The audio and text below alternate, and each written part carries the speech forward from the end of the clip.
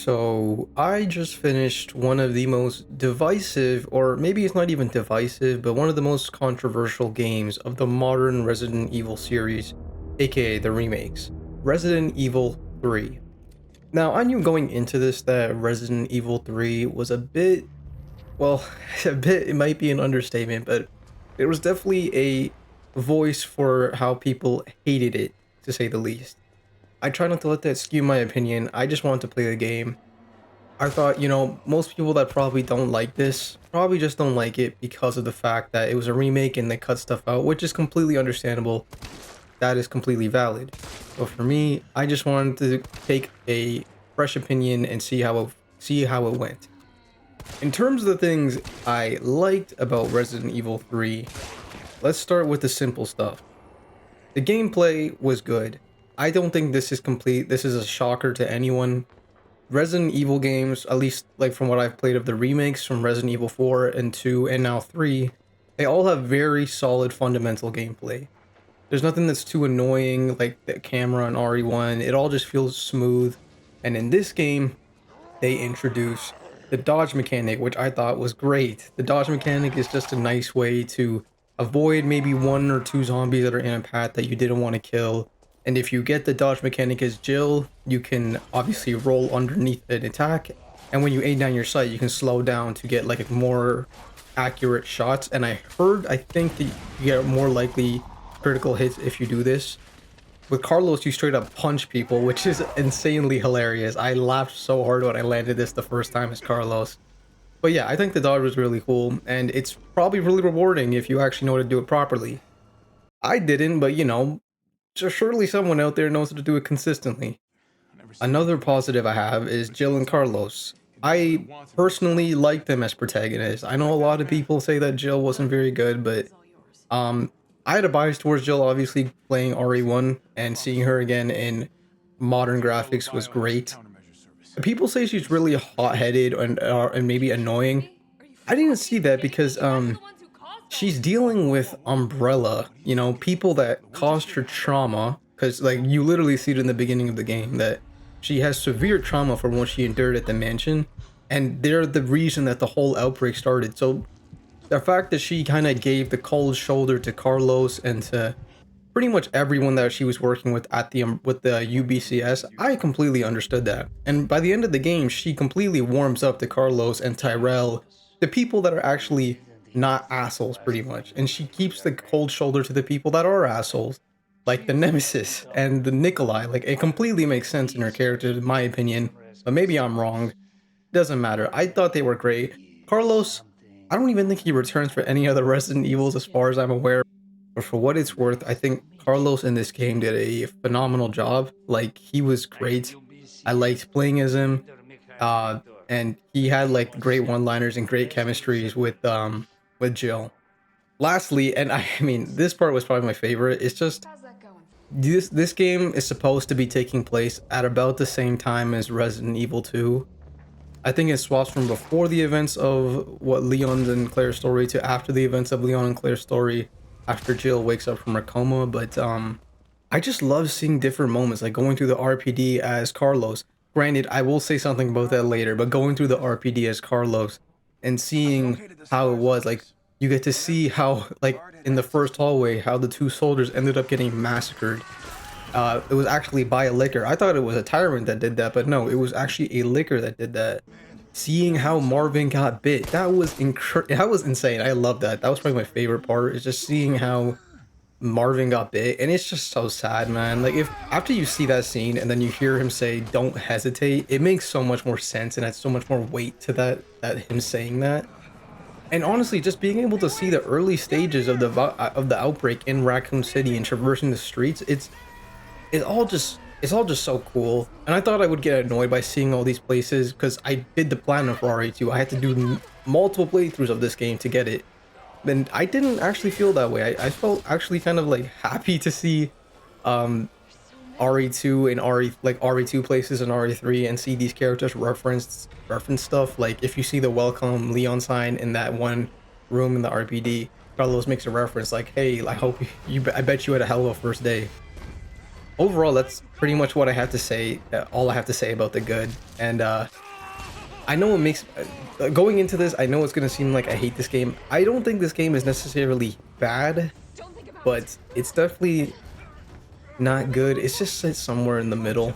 You know what I mean? So let's start talking about the bad.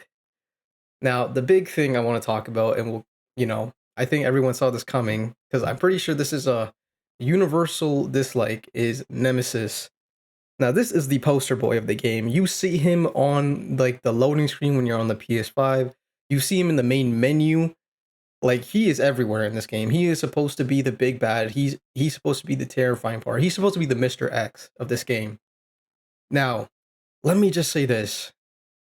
He shows up in the first 5 minutes of the game and he terrified me.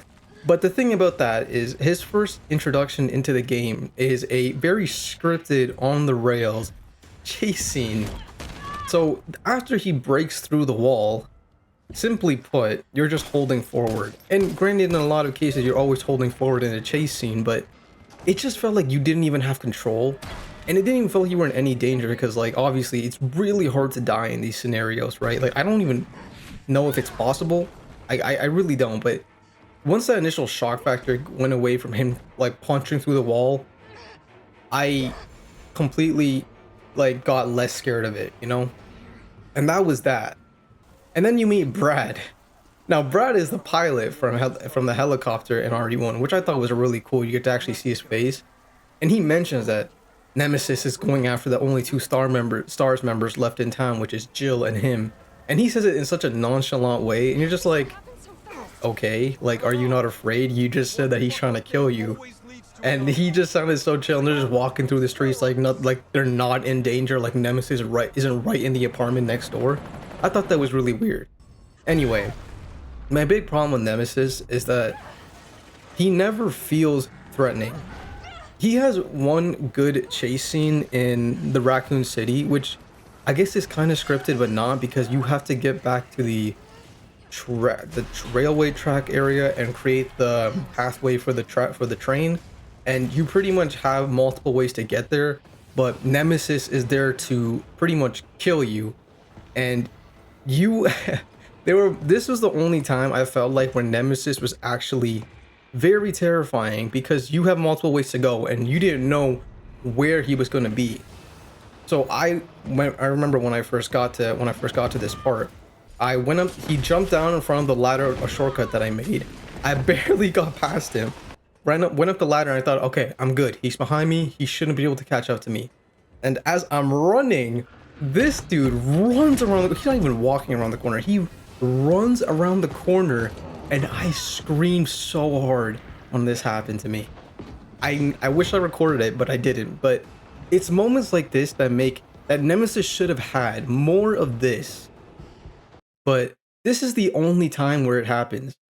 And the thing about Nemesis is that he is so easy to drop. I remember after you kill the plants, right, or the monsters that put maggots in you, he appears for like the first time after the chase scene, the scripted chase scene. And I ran right back into the save room and I was so scared. And I thought he was gonna leave me alone like Mr. X would, or he would go somewhere else, but no, he stays there until you come out. You have to get past him. So I'm like, okay, what do? I get a grenade, I lob it, and I think, okay, maybe this will stun him for like, like 3 seconds and I could just get a little bit of leeway. No, this straight up drops him for so much longer. And he drops a suitcase, which, I mean, I thought that was really cool. He drops a suitcase with an attachment for my pistol. And I'm like, oh, okay, it was that easy. Obviously, he keeps chasing you throughout until you get back to the subway station and leave, which then follows another scripted chase scene, which isn't scary at all.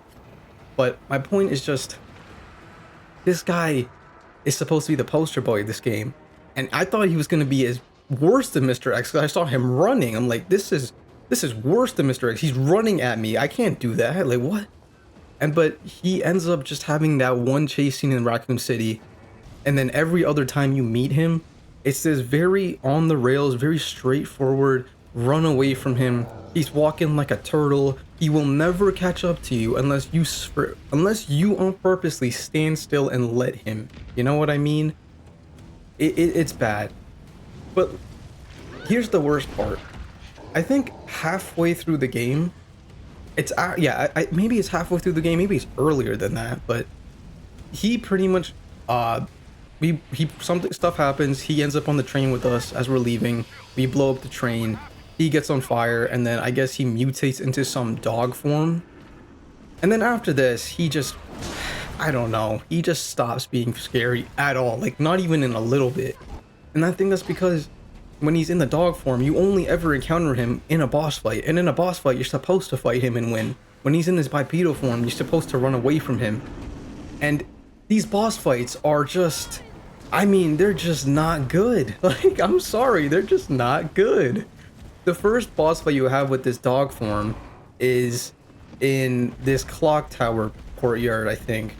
And I have a problem with this fight, specifically because before this fight you get access to the grenade launcher mine rounds, and these things are supposed to be your bread and butter in this fight, because as the fight progresses, he's going to start running around the arena on the walls, and the only way to really get him down is to throw a mine round on the side of the buildings, and then as he runs over it, it'll explode and he gets knocked onto the ground. Now, me going into the fight for the first time, I didn't even know this boss fight was about to happen, so I was trying to save up on inventory space, and I only brought my shotgun and my pistol. Now, you can absolutely do this fight with just the shotgun and the pistol, but my problem is that A, this dude is durable as frick. Like, he doesn't take damage, it feels like. Like, it doesn't look like he's taking damage at all unless you use the mine rounds. I ended up, like, having to reload, like, I ended up, like, having no ammo. And he still wasn't dead. I didn't even know if he was close to dying, but I didn't have any ammo and I couldn't find any in the arena. I had to reload the save and do the fight again. And in my head, it's like, okay, I understand that the point, what you wanted us to do was use these mine rounds to fight him. But why would you make an optional weapon that people could miss? First of all, it's hard to miss, but you could miss this weapon. Or in my case, you could just not bring it because you didn't know that this fight was about to happen. And then, like, make the whole fundamental of this fight just be using this weapon when people might not bring it. It's so weird. Like, I hated that so much. The fact that I had to reload this fight killed the vibe of it even more for me. I mean, imagine, I didn't even die. I had to just reload my save because he was so durable and wasn't dying. And so I hated that fight. I went out of that fight thinking, man, that was really bad. I did not like that whatsoever. And that's not even the last time you fight him. You fight him again near the end of the game, back to back. But before the last fight, which is what he is, you fight him again. And this is the same boss fight, by the way. He's using the same attacks for the most part, maybe with a couple of different moves. In pretty much a smaller arena where he summons zombies in the middle of the fight. So now he's summoning ads, and if there's one thing I hate about in any boss fight, is if they summon ads.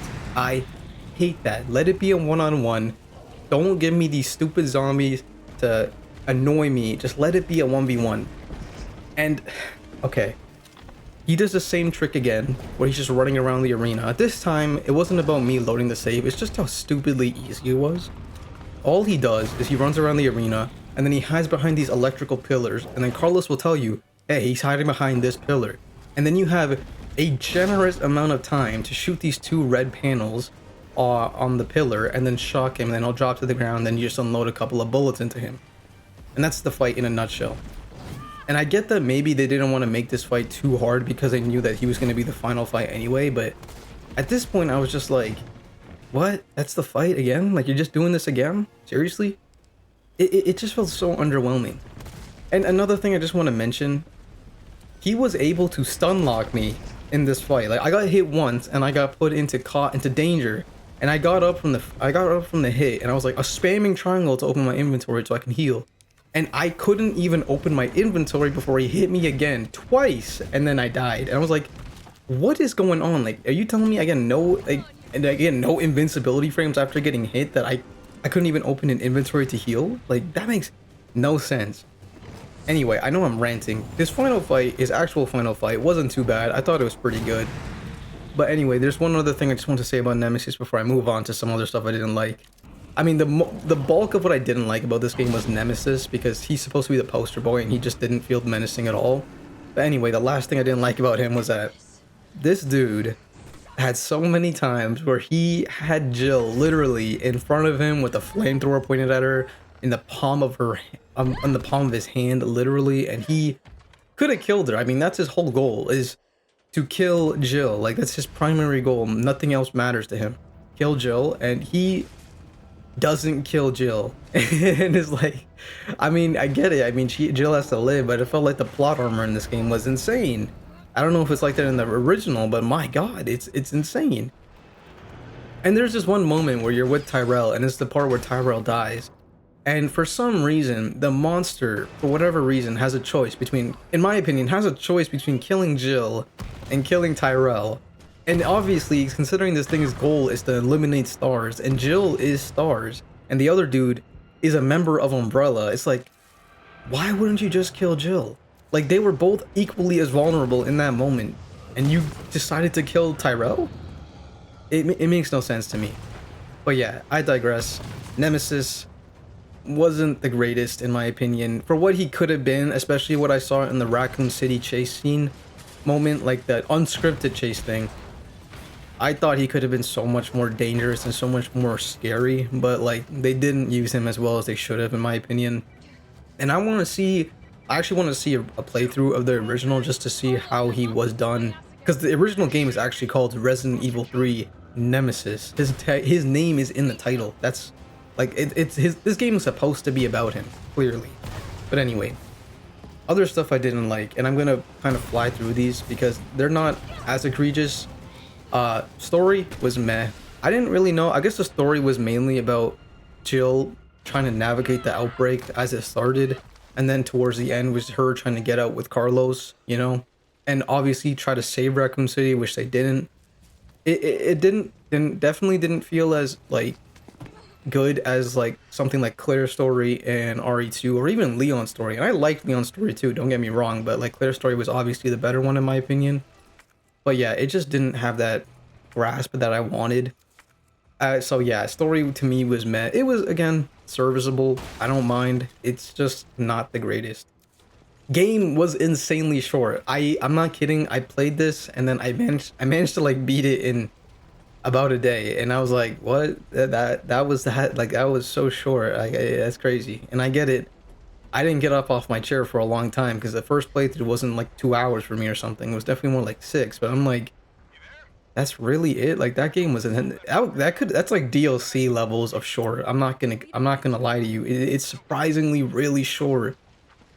And I don't know if the original was as short, but it's like, damn, man, that's really bad. Like, for a full price game, that's really bad. Another thing, dialogue and cutscenes felt, they sounded very muffled for some reason in the cutscenes. It definitely wasn't so annoying, but I noticed it and I was like, why does the dialogue in these cutscenes sound so muffled compared to in the actual game? It was really weird. It was definitely a little annoying at first, but I got used to it. And finally, or not finally, but the puzzles in this game were really bad. Like, they were really bad. I thought some of the puzzles in RE2 were just fetch quests, but I don't think any puzzles in this game required any kind of thought at all. Like, there were 2 puzzles, like when you're trying to like get the railway to go, but that puzzle was stupidly easy because it literally tells you the solution pretty much if you use your eyes. And the other one, when you're trying to create the vaccine, it's just you spamming 3 different buttons until you get it. Like, it's just really weird. Most of them were just fetch quests anyway, and it's like, damn, this is even more of a step back from RE1 than RE2 was, and RE2's wasn't even that bad. And finally, enemy variety. If I'm being honest, there is more than these 2 enemies, but by the time I finished the game, these are the only 2 enemies I really thought about, which were the zombies, obviously, and the hunters, which, I mean, it was really cool to see the hunters again in modern graphics, and they definitely felt terrifying, like, for sure, but every other enemy just kind of, like, came and went really fast. Like, for example, when you first enter the sewers, you fight these mutated frog things, but first of all, they can die in 1 hit to the grenade launcher incendiary rounds, and you get plenty of them in the sewers, so he's like, okay, they're not challenging, and they literally don't come back ever again, other than one in the in the nest area, or like in the area before nest, and it was like, why are you even here? And it still was a joke. So yeah, I'm not sure about that. The other ones were the monsters that put maggots in you. They literally only appear for that one puzzle. And to be fair, I wouldn't want these in the game after that, but they literally only appear for that and then never again. There were the pale heads in this game at the very end, but they just felt like regular zombies to me. I didn't really feel any difference. Just one shot to the head with the magnum and they're dead. I'm trying to think if there's any other monsters that I'm missing. I guess you found the lickers in RPD, but like that's the one time you see them and they never appear again. It was cool again to see them, but it's like, I mean, all right. And the dogs appear like once near the beginning of the game and then once at the end, which I'm like, you didn't put these in the game for like the entirety of it, and then you're bringing them back for this one little moment at the end. It's like, why? It just felt so weird. There's like only two real enemies you fight, and to be fair, even the hunters only appear in like the last 3 quarters of the game, in the last like quarter of the game. So it was mainly like you were just fighting zombies, and on occasion you'd fight nemesis, and that was pretty much the bulk of the enemies in this game. It was pretty disappointing, because like I think enemy variety is great in these games, and there technically is enemy variety in this game, but they just don't come up often, you know what I mean? It's just always zombies, and zombies are pretty much a joke once you upgrade your arsenal a little bit, to be completely honest with you. But yeah, I don't think this game is like terrible, like it's unplayable, it's garbage. But I wouldn't recommend it because first of all the length is very short. If I were to give this game a rating, it'd honestly probably be um I'd say it's like a 7 out of 10. I think the gameplay is still fun. I think it's serviceable, and maybe I'm just being really nitpicky with Nemesis, but it's like I think this game can still be fun to play. It's not like a bad game, like it's not like Cyberpunk on launch, you know what I mean? It's still playable, it still runs, and I'm sure you like, a bulk of a Resident Evil game's playtime for the hardcore fans will be replaying it, doing challenge runs, etc. And you can still do that in this game. Like I might still do it. I don't know yet, but we'll see. But yeah, that's my review of Resident Evil 3. I enjoyed it. I enjoyed it. Um, Next is going to be the very very scary one that I've actually been looking forward to a lot, Resident Evil 7. My god, that game is going to be terrifying because it's first person, and I heard that one is like really is the worst in terms of how scary it is. So yeah, but anyway, I hope you guys enjoyed my review. Let me know what you thought of Resident Evil 3 yourselves. I know it's a very old game at this point, or not a very old game, but it's pretty old at this point. Um, but yeah, still let me know what you guys thought of it, and I will talk to you guys later. Peace out.